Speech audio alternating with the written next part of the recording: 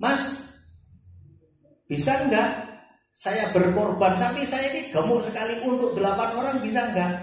Niki karena panitianya bijak dijawab, bisa Pak, tapi krono sapi ini jenengan niku gemuk, tinggi, butuh ondo. Assalamualaikum warahmatullahi wabarakatuh. Waalaikumsalam warahmatullahi wabarakatuh. Alhamdulillahilladzi an'amana bi ni'amihil wafirah wa hadana bi hidayatihis salimah. Asyhadu an la ilaha illallah wahdahu la syarika lah wa asyhadu anna sayyidana Muhammadan abduhu wa rasuluhu la nabiyya ba'dah. Allahumma salli wa sallim wa barik ala sayyidina Muhammad wa ala alihi wa ashabihi ila yaumil qiyamah, amma ba'd wa ba'da tahiyyah. Para rawuh, Bapak Ibu,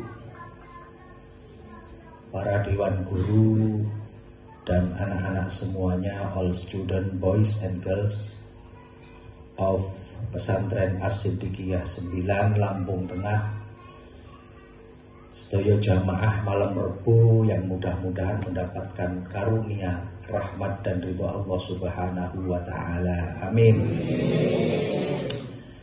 Beberapa hari lagi kita akan sampai kepada hari raya Idul Adha 1444 Hijriah tahun 2023. Mudah-mudahan kita sempat berkorban dan tidak sering menjadi korban. Amin. Alhamdulillah niki mampu nggak mampu kita ngaji, kalau mampu terus ngerti niku nilainya akan berbeda dengan yang mampu tapi belum begitu ngerti. Minimal menjadi motivasi dan doa bersama untuk menyempurnakan ibadah sunnah muakkadah, yaitu berkorban.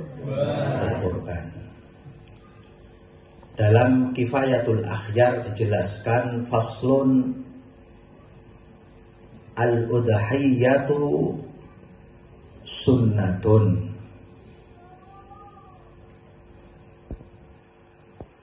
Jenenge korban itu dihukumkan atau dihukumi sunnah.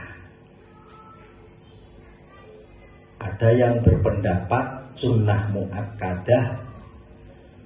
Firman Allah menjelaskan fasholli li rabbika wanhar. Bersolatlah kamu kepada Tuhanmu wahai Nabi Muhammad, wanhar, dan menyembelihlah binatang kurban. Kemudian dalam berkorban itu wa yujzi'u fihal jad'u minad dhani wathaniyu minal ma'zi wal ibli wal baqar wa tujzi'u al badanatu an sab'ah wal baqaratu an sab'ah wasyatu an wahidin. Yang tengah muncul gigi baru dalam beberapa hari, itu biasanya kalau kambing domba itu umurnya 12 bulan sampai 14 bulan. Anggap saja 1 tahun. Kalau kambing Jawa memang agak lama. Powelnya atau kupaknya itu sekitar 2 tahun atau kurang sedikit 18 bulan. Kalau sapi biasanya 2 tahun lebih 4 bulan atau 2 tahun setengah. Meskipun menurut pendapat yang lain kupak itu utama dan diperbolehkan sebelum kupak atau sebelum poel, mendekati kupak, mendekati poel. Kira-kira kalau domba ya umur 11 bulan. Kalau kambing Jawa kira-kira ya umur 1,5 tahun, kira-kira begitu. Kalau sapi ya umur 2 tahun sudah mendekati poel. Itu aman. Bahkan kalau pengen kepepet nyari barangnya nggak ada yang membolehkan lagi. Lebih mudah lagi. Tapi niku kalau kepepet saja. Kalau nggak kepepet ya minimal mendekati poel, mendekati kupang. Kalau di haji itu dam yang disembelih di sana itu harganya murah, sekitar 1,5 juta, karena sekitar 350 real sampai 400 real. Mentok-mentoknya 2 juta, karena menurut saya begitu saya lihat, oh kambingnya masih muda-muda, masih paklek gitu kalau ngomong itu, masih umur 6 bulan 8 bulan. Artinya mungkin di sana karena sulitnya nyari kambing tua maka menjadi boleh. Al-aura'u al-bayyinu auruha. Kemudian 4 hal yang menjadi cacatnya binatang yang mengakibatkan binatang itu tidak boleh dikorbankan, yaitu binatang yang sakit mata parah sampai buta atau hampir buta, jadi delok itu sudah sulit, kira-kira begitu. Kemudian wal arja'ul bayyinu arju'a, al bayyinu arjuha, pincang yang parah, yang permanen. Jadi pincangnya serius, bukan agak pincang tapi pincang. Wal maridatul bayyinu maraduha, sakit yang parah sakitnya. Jadi dia nggak bisa bangun, jalan susah, makan nggak mau, parah sakitnya. Kalau tahun dulu istilahnya kena apa itu, PMK atau PKM, mulut dan kuku, penyakit mulut dan kuku. Serius itu. Kalau akhir-akhir ini ada namanya lato-lato. Jadi binatang itu melepuh, sakitnya sampai ke dagingnya, busuk. Itu berarti serius sakitnya, tidak boleh dikorbankan. Kemudian wal ajfa'ul lati dhahaba mahuha minal huzal, kambing atau binatang yang sangat kurus sehingga kurus itu nggak ada lemaknya. Jadi kira-kira kalau jalan mungkin ya ada bunyinya, saking kurusnya, tidak ada lemaknya, tidak ada gajihnya, kurus banget, dilihat kasihan orang itu. Ini kambing berarti menderita, maka harus yang sudah siap, minimal sedang dan pantas. Artinya di sini tidak ada yang menjelaskan bahwa kambing itu harus laki-laki. Yang penting kambing atau binatang yang dikorbankan tidak dalam keadaan hamil. Jadi boleh perempuan tapi tidak hamil. Makanya boleh kita misalnya menggemukkan atau menternak sapi, kambing perempuan, mendekati poel, nggak dikawinkan, kemudian dipotong sebagai persembahan korban, itu sangat mulia. Bapak-bapak dan seluruh yang hadir, kemudian ada yang bertanya, kalau kambing itu misalnya disunnahkan yang warnanya putih, binatang yang bersih, makanya bagus kalau sebelum dikorbankan itu dibersihkan, dimandikan, tanduknya yang kelihatan. Bahkan terus ada yang bertanya, kalau patah tanduk bagaimana? Karena tanduk itu tidak bagian yang dimakan, maka patah atau pecah atau retak tanduknya tidak menghalangi keabsahan binatang kurban. Kemudian wa yujzi'ul khasbiyu wa maksurul qarn. Jadi sapi yang dikebiri, katanya dikebiri itu sedikit dipotong telinganya. Yang penting jangan putol telinganya. Kalau putol total, karena telinga termasuk bagian yang dikonsumsi, dimakan untuk disedekahkan. Maka kalau cuman dikebiri itu bagian kecil, maka diperbolehkan.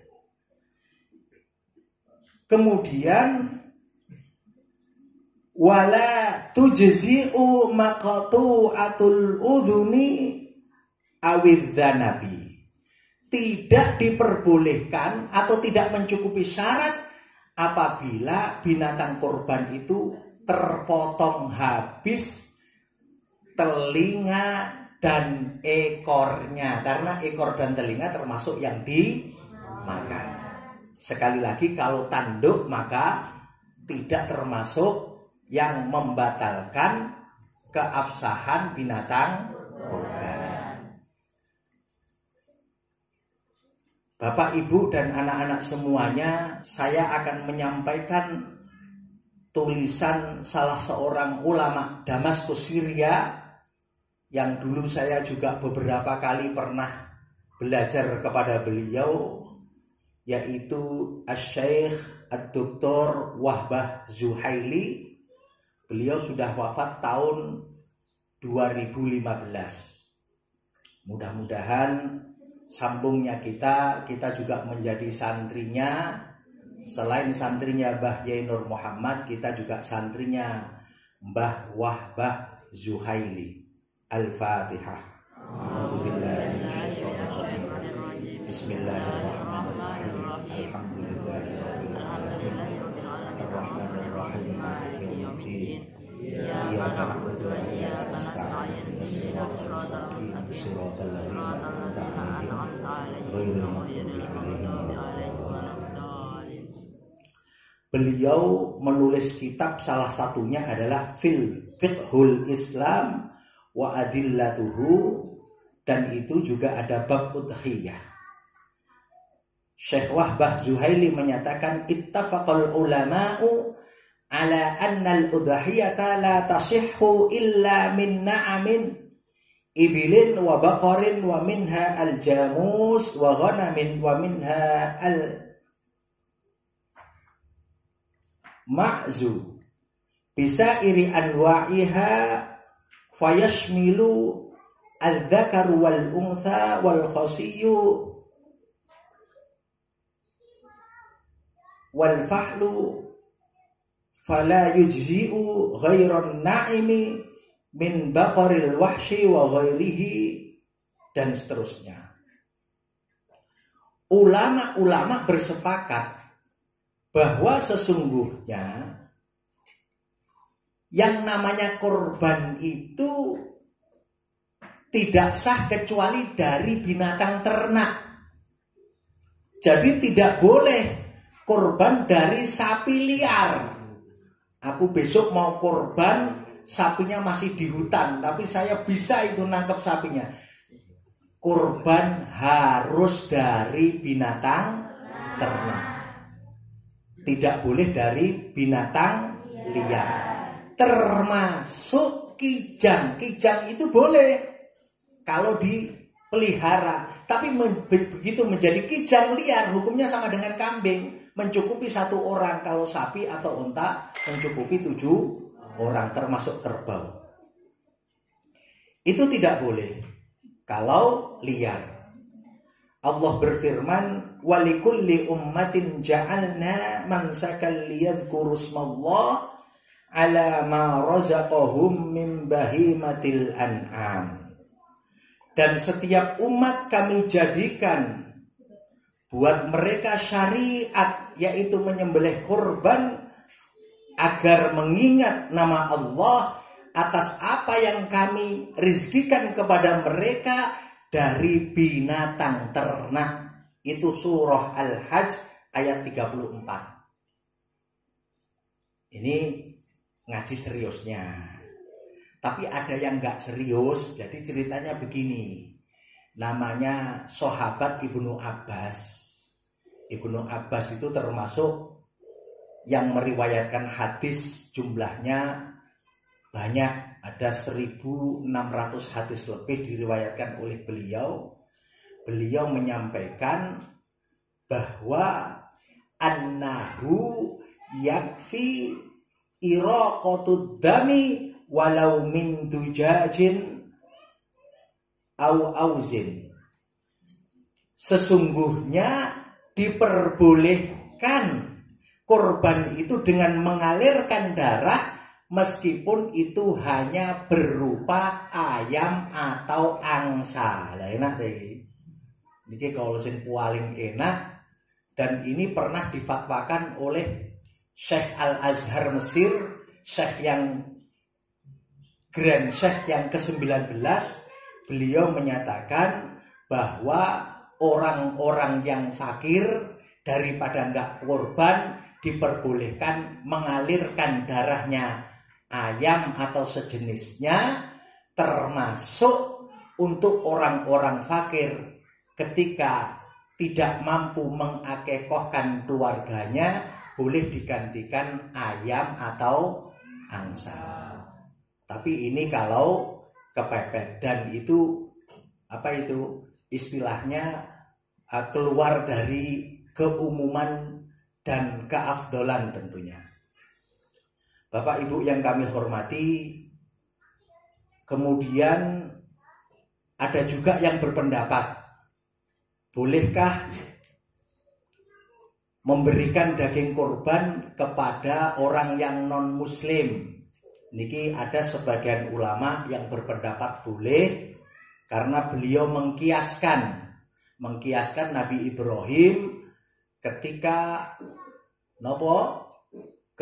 menolak tamu minta makan umur 50 tahun, tamu itu pergi dan ditegur oleh Allah, wahai Ibrahim, kamu hanya diminta makan sekali saja, menolak gara-gara dia beragama Majusi. Jadi ketika Nabi Ibrahim kedatangan tamu kira-kira umur 50 tahun, ditanya agama kamu apa? Menyembah api berhala sebagaimana orang tua saya. Kamu mau nggak menyembah Allah? Katanya tidak. Ya wes, lek nggak mau kamu pergi saja. Ditegur oleh Allah, kamu baru minta makan sekali kamu nggak kasih. Padahal saya yang menciptakannya, dia nggak menyembahku saja 50 tahun tak ingoni, tak openi, tak kayak urep, kata Allah. Akhirnya Nabi Ibrahim mencari orang ini, ditawarin diajak makan. Dan ketika bertanya, apakah saya harus menyembah Tuhanmu? Dijawab Nabi Ibrahim, tidak, justru saya nyari kamu karena saya disuruh Tuhanku bahwa kamu itu nggak nyembah saja sudah dikasih hidup, apalagi saya cuma ngasih makan sekali ini. Akhirnya orangnya tergerak, berarti Tuhanmu wahai Ibrahim sangat baik, meskipun saya tetap menyembah api, menyembah berhala, tetap saja diperbolehkan saya untuk menikmati makanan yang kau hidangkan. Akhirnya orang Majusi ini masuk juga kepada agama Islam. Sehingga ada ulama yang memperbolehkan daging kurban untuk orang yang non muslim. Kemudian ada hal yang mungkin sudah umum. Boleh enggak arisan korban? Jawabnya nggak usah jelimet. Korban hukumnya baik, arisan hukumnya berarti boleh plus baik berarti menjadi boleh, sangat boleh. Jadi nggak usah bulet. Loh, kita kalau belum mampu kenapa harus arisan? Nah, ini kan ngajak bulet gitu. Ya sudah, kalau kita nggak mampu sendiri bisa arisan, kenapa nggak arisan? Bahkan tahun 2007 saya pernah ketemu dengan wali santri Pondok Pesantren As-Siddiqiyah Batu Ceper Tangerang. Itu di Jeddah. Beliau menyatakan, Ustadz, tahun ini bosnya beliau, namanya Haji Wardi, itu wali santri itu. Beliau kerja di Buksan. Perusahaan Buksan itu perusahaan nomor 2, nomor 3 di Saudi. Dia bilang tahun ini bos saya sodakoh di Arafah makanan dan buah-buahan sebanyak 114 kontainer. Itu tahun 2007. Pas saya kebetulan haji, beliau cerita begitu. Saya udah geleng-geleng. Sodakohnya tanggal 9 Dzulhijjah di Arafah untuk tamu-tamu Allah 114 kontainer. Beliau melanjutkan lagi, dan tahun ini bos saya korban 800 ekor kambing. Coba. Lah kita kadang-kadang perhitungan, wah harus korban ya aku. Artinya orang-orang yang ahli khair itu sangat ketagihan karena sudah tahu manfaatnya. Balasan Allah nyata, bukan hanya di akhirat tapi di dunia insya Allah nyata. Makanya beliau semangat. Makanya wajar Mbah Nabi Ibrahim itu saking dermanya, anak-anaknya, cucu-cucunya menjadi nabi. Putranya Nabi Ibrahim, Nabi Ishak, punya putra namanya Nabi Yakub. Nabi Yakub ini cucunya Mbah Nabi Ibrahim dari Siti Saroh. Beliau sampai bikin spanduk mayurid al-ghada falyati inda ali Yakub. Siapa orang yang pengen mangan, hendaklah datang di keluarga Yakub. Berarti derma sekali. Yakub punya putra namanya Nabi Yusuf. Nabi Yusuf punya cucu yang ke-9 namanya Nabi Dawud. Nabi Dawud punya putranya namanya Nabi Sulaiman. Anaknya Mbah Nabi Ibrahim itu wah, udah dadi nabi. Suge-suge, krono ahli sodakoh. Dan korban termasuk berasal dari Mbah Nabi Ibrahim. Kemudian dari Siti Hajar kita tahu putranya Nabi Ismail. Ismail punya keturunan Bani Aden. Bani Aden punya keturunan Bani Quraisy. Dari Bani Quraisy lahirlah Abdul Muttalib. Kemudian Abdul Muttalib punya putra Sayyid Abdullah. Dan dari Sayyid Abdullah lahirlah junjungan kita baginda Kanjeng Nabi Muhammad sallallahu alaihi wasallam. Itu berangkat dari derma. Termasuk kita mulai dari korban. Monggo korban jantan boleh, betina juga boleh. Kemudian ada yang bertanya lagi, lebih utama mana binatang bertanduk kurus dengan binatang yang enggak punya tanduk gemuk, badannya lebih besar, dagingnya lebih banyak. Maksudnya begini, kalau sedekah biasa itu yang dihitung nilai adalah manfaatnya. Bulu nggak dihitung, sementara korban jumlah bulu dihitung ada nilainya. Warna bersih, warna putih dihitung ada nilainya. Termasuk tanduk dihitung ada nilainya. Padahal bulu dan tanduk itu tidak termasuk dimanfaatkan saja, dihitung nilai dan pahalanya.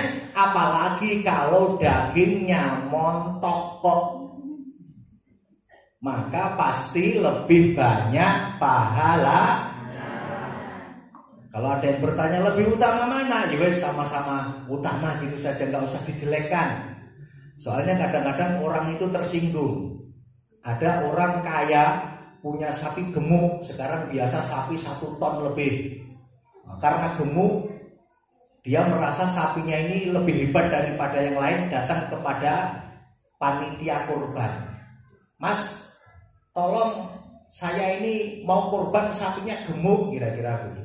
1 ton lebih. Bisa enggak untuk 8 orang? Dijawab sama panitianya, tidak bisa Pak. Karena sapi itu hanya 7 orang, untuk 7 orang.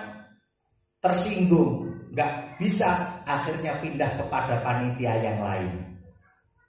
Datang ketemu panitia yang lain, ditanya, Mas, bisa enggak saya berkorban sapi saya ini gemuk sekali untuk 8 orang, bisa enggak? Niki karena panitianya bijak dijawab, bisa Pak, tapi krono sapi ini jenengan niku gemuk, tinggi, butuh ondo wedhus siji. Oh iya ora apa-apa lek ngono. Akhire digawe wong 8, tapi sapinya tambah ondo wedhus siji. Jadi sebenarnya sama-sama, cuman kadang-kadang orang tersinggung gara-gara omongan yang tidak bagus. Terus kemudian korban ini disunnahkan diberikan dalam bentuk daging mentah. Boleh dititipkan panitia, atau kalau kita mampu di sekitar kita misalnya nggak ada panitianya, boleh dipotong sendiri, nggak masalah. Dan yang terakhir masalah takbir. Takbir itu disunnahkan mulai kapan? Mulai min subhi yaumi Arafah. Dari mulai subuhnya hari Arafah tanggal 9 Dzulhijjah. Jadi kalau besok lebaran di Indonesia, lebaran hari Kamis, hari Rabu subuh itu kita sudah disunnahkan takbir. Sampai kapan? Disunnahkan lagi mengiring-iringi ba'da sholawatil maktubah, setelah sholat fardu, mengiring-iringi sholat fardu sampai sorenya akhir hari tasyrik, yaitu tanggal 13 Dzulhijjah. Nah, takbir saya cuma mengingatkan anak-anak yang lebih tepat itu memang boleh diwakafkan, boleh diteruskan. Kalau diwakafkan, diberhentikan Allahu Akbar, Allahu Akbar, Allahu Akbar, La ilaha illallah, Wallahu Akbar, Allahu Akbar, walillahil hamd. Itu kalau kita berhenti. Kalau diteruskan, sebenarnya termasuk takbir adzan. Allahu Akbar, Allahu Akbar. Bukan Allahu Akbar Allah. Karena Allah itu alifnya atau hamzahnya itu hamzah wasol. Jadi Allahu Akbaru langsung domahnya masuk ke Allah. Allahu Akbar, Allahu Akbar, Allahu Akbar. La ilaha illallah, wallahu akbar, Allahu akbar, walillahil hamd. Ayo kita baca yang langsung. Allahu akbar, Allahu akbar, Allahu akbar. La